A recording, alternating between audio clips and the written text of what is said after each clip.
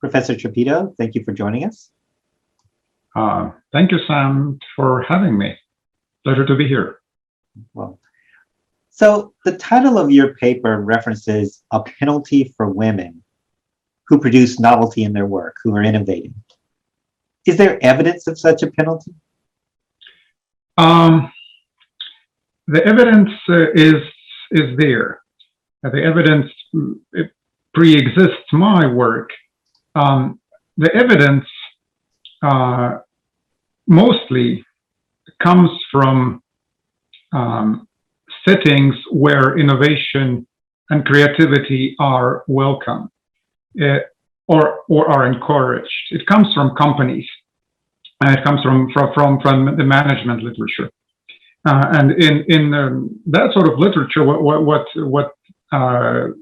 studies find predominantly is that novel ideas coming from women are discounted relative to novel ideas coming from men.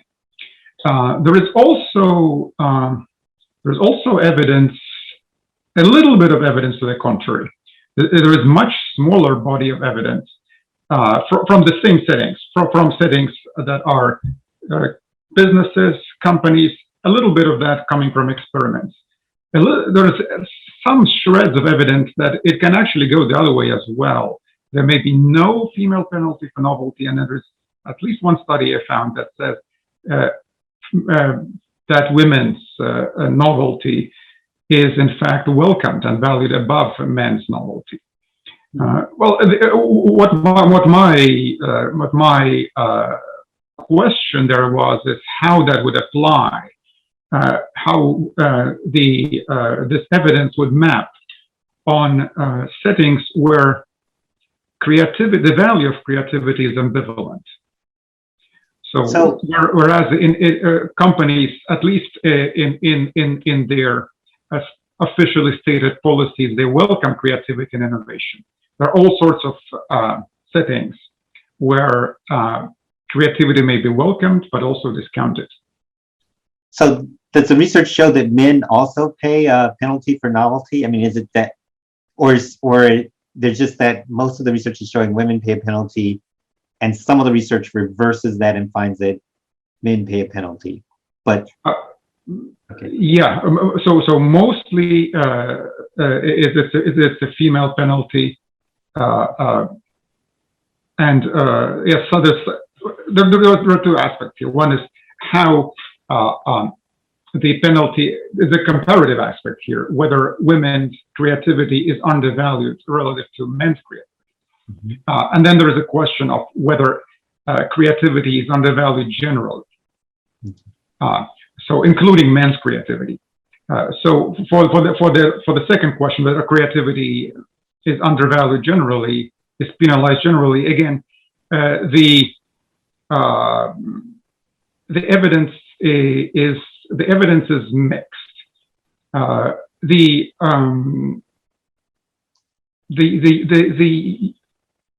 emergent consensus is that audiences are again a bit hypocritical here. So we all say that we welcome creativity. Audiences say they welcome it. They say that novel ideas are welcome in all sorts of settings. But the reality is that it's often it's usually penalized unless the author of that creativity is granted the privilege to be creative. So this research is in the title and in the topic, you will see that it's about gender. But the underlying theme of much of my research, including this study, is really not so much about gender, but this idea that creativity is a privilege which is awarded to some people and which is encouraged for the privileged groups, and maybe penalized when it comes from somebody who does not have the privilege to be creative. So if the earlier research is showing that there's often a penalty for women, but what explanations have they offered for there being a creativity penalty for women? The explanation goes back to this idea of status and privilege. So the simplest explanation is provided by the expectation states theory. The expectation states theory says that we judge people's competence based on the status of the groups that they belong to.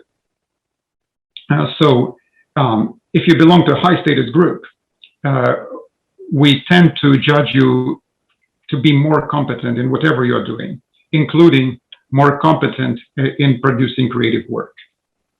Now, if as we know, gender groups have unequal status. So because the female gender in all sorts of settings, especially in such male-dominated settings that I'm looking at, such as engineering, generally they have lower status. Women have lower status. Everyone in that setting expects women to be less competent, including their novelty to be less valuable. So if that's the explanation for why we would expect women to pay a penalty for creativity, but you have this other study that found that they weren't. So is there any explanation for cases where we would find no penalty for creativity for women? That finding is explained using the expectancy violation theory. The expectancy violation theory says that it acknowledges, just like expectation states theory, that we have those status orderings of groups, and we do expect groups that have lower status to be less competent. But if somebody from that group actually does something that is that is not expected from the person of that group, then they're not expected to be competent at, then we in fact value their contribution. We are surprised by that, and we value their contribution way above even above the level that we would value that contribution if it came from somebody from a high status group.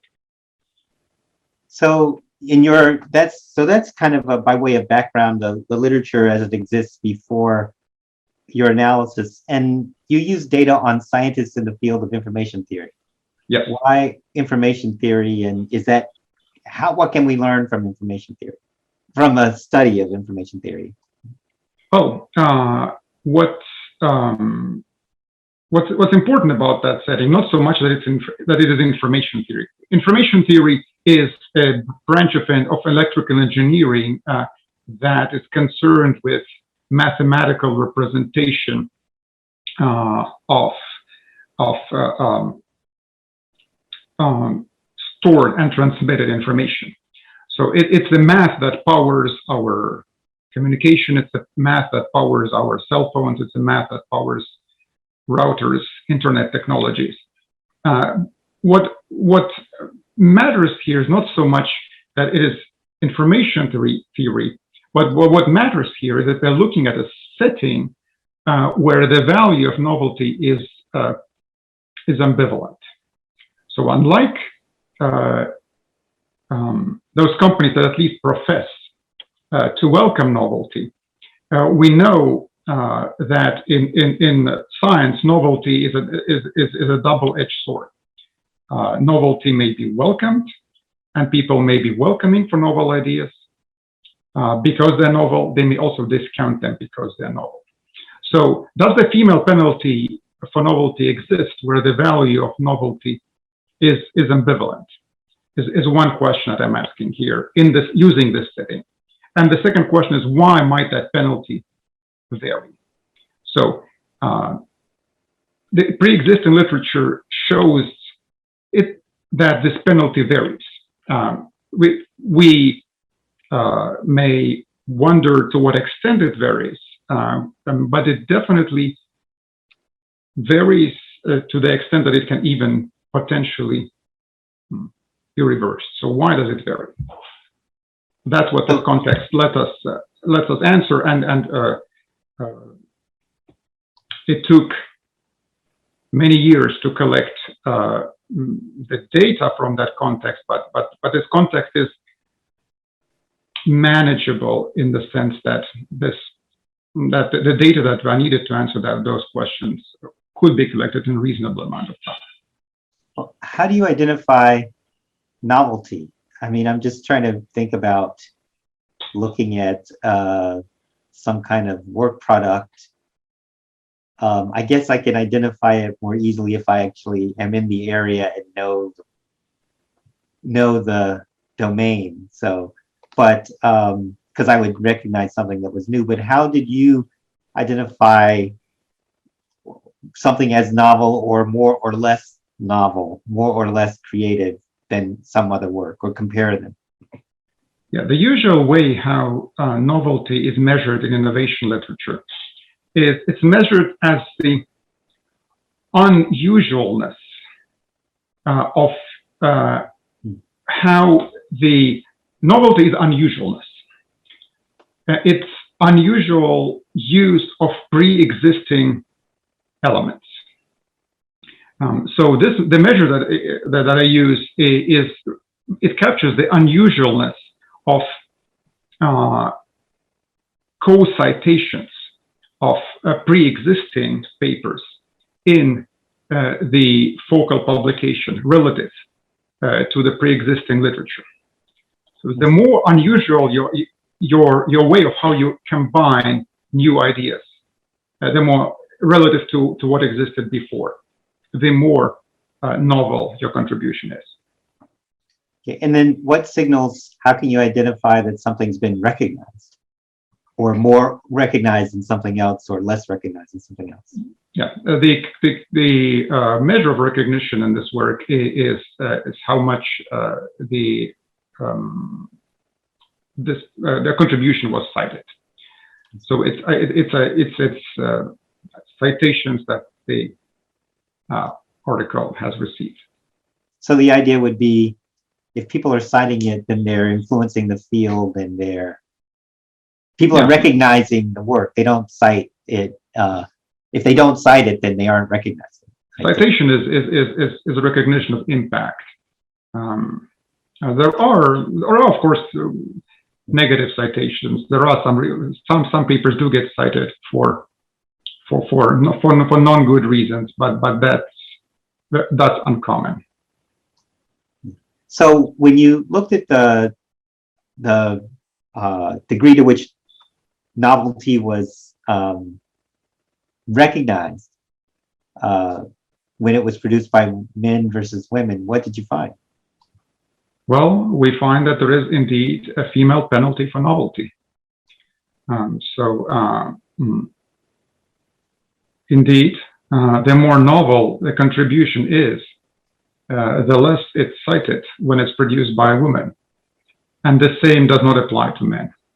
For men, you asked earlier, do men face the penalty for novelty? Well, in this setting that I look at, there is neither penalty nor reward for novelty for men. For women, there's a penalty. So that's one, but that's the major finding. The penalty is real. But what I was also asking in this study, and it hasn't come up yet that clearly in our conversation, is why that penalty might vary.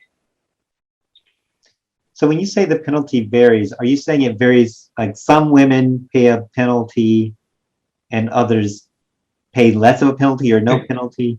I see. So, or so did it vary? I mean, was that the case that some women were paying? That's troubling. Some women are paying more a penalty and others aren't. So it's kind of selective. Well, what seemed to be what accounts for that? Yeah, it goes back to this idea that I mentioned earlier that perhaps I might I should remind our audience what the definition of creativity is. We're using this terms creativity and novelty here a lot. So creativity is novelty plus recognition. So when an idea is novel and also recognized as useful by somebody, then by definition it becomes creativity. So what that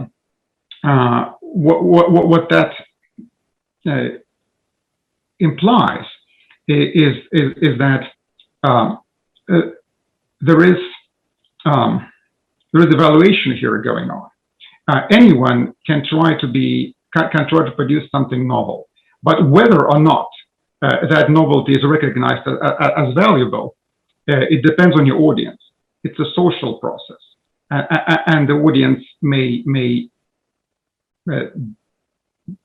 reject it because it's novel, because it's bizarre, because they're not willing to accept it, or the audience may welcome it and then tout it as creative and as valuable and as developing our thinking. So, and whether it goes this way or that way, again, the reality is that much of that depends on the status of the producer of that knowledge. The higher a status, the higher prestige, the more likely the audience's judgment is to be favorable of your creative contribution. So going back to your question about why the female penalty for novelty may vary, why some women get the penalty and others don't. Unsurprisingly, to experts in the field, but probably surprisingly to some non-experts, it has to do with signaling of status. Those women who can successfully signal that even though we are women, we have the alternative status characteristics that let us project our competence about the value of our work. Those women, in fact, do not suffer from the penalty for novelty. And I looked at two ways to signal that, two alternative ways to signal that status. One would be the prestige of your educational, of the institution where you got your PhD.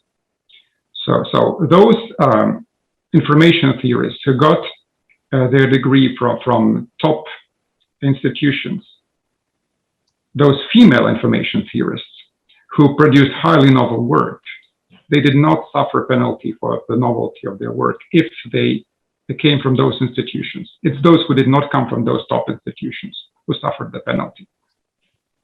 And it's the prestige of your mentor. So those women, those female information theorists who had prestigious mentors, whose mentors had earned prestigious awards in the field, did not suffer from the female penalty for novelty. So I guess the question is this, I'm sorry, did I? No, go ahead.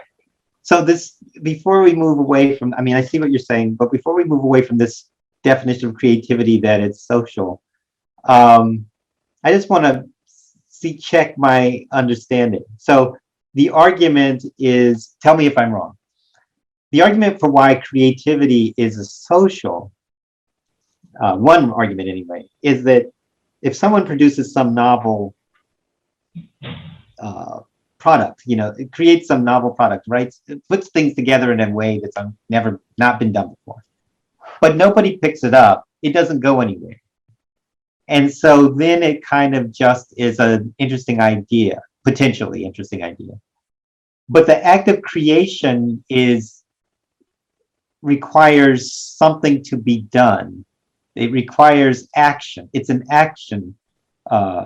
It's not it's not, it's almost like if someone writes a novel musical score, but no one ever plays it, it doesn't rise to the level of creativity, but metaphorically, if they did play it, then we would hear the sounds, especially us non-musicians that can't hear the sounds by looking at the score, and we would therefore realize get access to the creativity. Is that a way of, is that consistent with, or am I totally misunderstanding the way in which creativity is distinguished from novelty?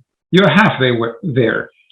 So yes, it's about what takes an idea from being just novel to an idea being creative. And it's all a matter of definition. So it's not that I'm talking about something here that is empirically correct. It's just how the field defines it. I see. For an idea to go from novelty to creativity, yes, it needs to get some traction out there in the world. That's what you're referring to. Somebody needs to notice it, but also to recognize its value. So just if your idea is out there and lots of people just somehow haphazardly are affected by it, it kind of suggests that those people find something valuable in that idea. But to be confident that this idea can be defined as creative, we need evidence that there is a recognition there, that those whose recognition matters recognize that idea as useful or valuable. That's what citations do. That's what citations do to papers. How do we know whether a paper is valuable to the field? Well, it's reasonable to say that those papers that get citations, those papers that are used in subsequent work, are those that are more valuable and recognized as such. So I can see how this finding means many women scientists, their work is ignored, right? I can see that's the one implication. But does this have implications beyond that to people outside? And I mean that in two ways. One, yes, you're studying information science, but or information theory, but are these findings relevant to other fields? But the other way I mean is even within the area of information science, is there any implication of the information theory? Yeah, information theory. I'm sorry. Thank you. Is there any way in which the creativity or the novelty penalty that women are paying in information theory has itself some reason that people who aren't in information theory should be concerned? I mean, it might matter for them. Yeah. Well, again, all of that goes back to the fact that that creativity is a privilege. So there are social norms and institutions that allow some people to claim their work as creative, that recognize their work as creative. And there are norms and institutions, the same norms and institutions may take this exact same idea, but when it comes from somebody who does not have that privilege, they do not promote that idea from being just novel to the level of being creative. This is, I find how that works in this study. I show how that works in this one field of engineering, but this general dynamic of creativity being a privilege is general. So again, this study is not just about gender, and the ideas are not just about gender. The idea is just that which ideas do or don't get recognized is largely a function of whether the author of that idea has enough status, enough of a privileged status to to convince the important gatekeepers that the idea is valuable. And that applies across the board. There are studies coming out that came out after my study, or about the same time as my study, really, but I wasn't aware of that study when I was doing it. It shows with a full set of all publications ever published that ideas coming from underrepresented groups, not just women, but also underrepresented racial, ethnic groups, tend to be more novel. And also that those ideas tend to be discounted in research. Well, what I also was wondering is, I'm just imagining, I'm sitting here, our whole conversation is depending upon this technology that we can be face-to-face over a video. And to what extent the penalty that women are paying is lowering the quality of what that technology could be. Is society, not just the individual scientist, but the wider society could be paying some cost in lost productivity, lost improvements, to the extent that equally innovative work of women is devalued or not even attended to, compared to the same level of if you take two papers or having equally innovative ideas, one written by a man, one written by a woman, the one written by the man is more likely to be picked up. But that means we're missing a whole swath of potential resources to improve technology to solve societal problems. So it's not just, I'm wondering, would that be, it sounds like that could be an implication, because if the ideas are just lost, someone once said, we always identify the person who discovered something last. So it could be that, 20 years later we find this out, but we could have used it 20 years earlier because somebody who had lower status actually had hit upon the idea. True.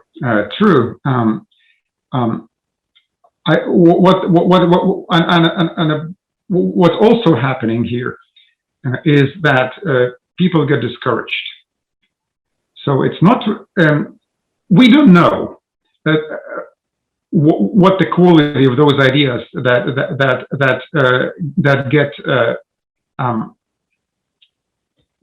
get lost because of those processes is. But what we do know for sure is that there's plenty of engineering and all sorts of talent in underprivileged groups, and because novel ideas coming from people in those groups get discounted, people get discouraged to pursue careers, and we're losing out on that talent. So the talent is definitely there, and the talent is lost. The reason why, big part of the reason why we lack good representation of minority groups in research, particularly in fields like engineering, is not that the people from those groups don't try, it's that they get discouraged at some point and they leave. There's much more leakage in the pipeline among women, among racial minorities. That's the mechanism that leads to the losses that you're describing.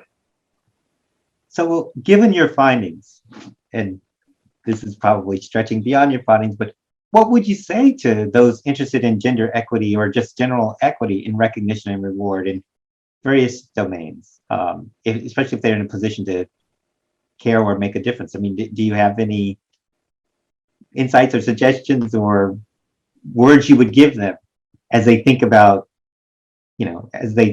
this issue? Right. So there is good and bad news here.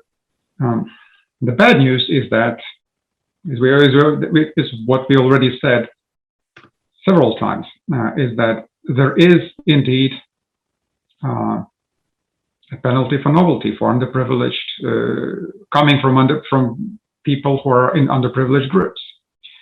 The good news, though, and the good news is important to me, and it was a big part of my motivation to do this research, is that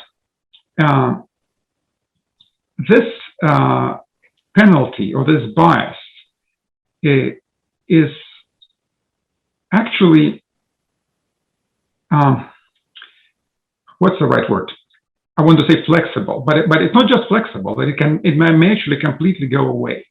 So it's not so much, and we didn't focus on that a lot in our conversation, but in the paper, the role of uncertainty is central here. So the reason why audiences undervalue women's contributions and contributions to people from other minority groups is not necessarily that they are biased against women or against those groups, is that they just feel that when the idea is novel, its value is uncertain, and they just can't know the value.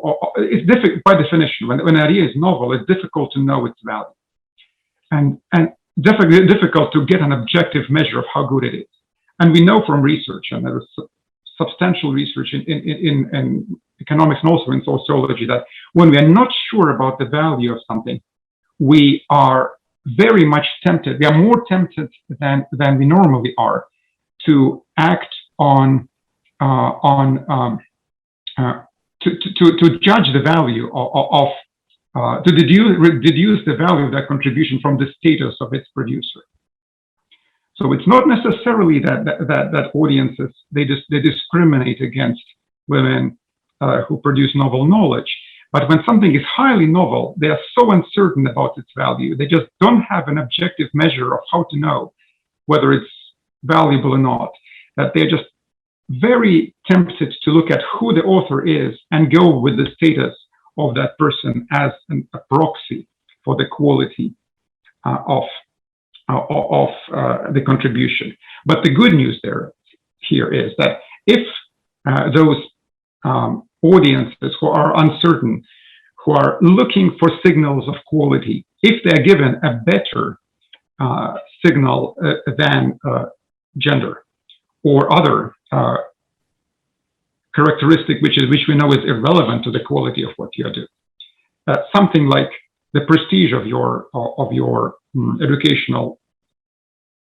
education, or something like the prestige of those who trained you, then this bias goes away. It's not that this bias is just reduced, but this bias completely goes away, and that's what I see as an interesting contribution here. The gender biases can be fully offset by status cues more relevant to performance, even when the audience is generally biased against a certain group. Previous research has shown that gender bias may be diminished by those alternative status characteristics. And here, in the context of novelty, what is probably happening here, my intuition is that it's about uncertainty, that people don't discriminate so much because they are bigoted or biased, but they discriminate because they are clueless about quality and they are ready to jump on any clue that they can get. If it's gender, they'll jump on gender because that's the best cue that they have. But if you give them a better cue, and that goes back to not just what the theoretical implications here are, but also practical implications. If our educational institutions, if our other institutions are good at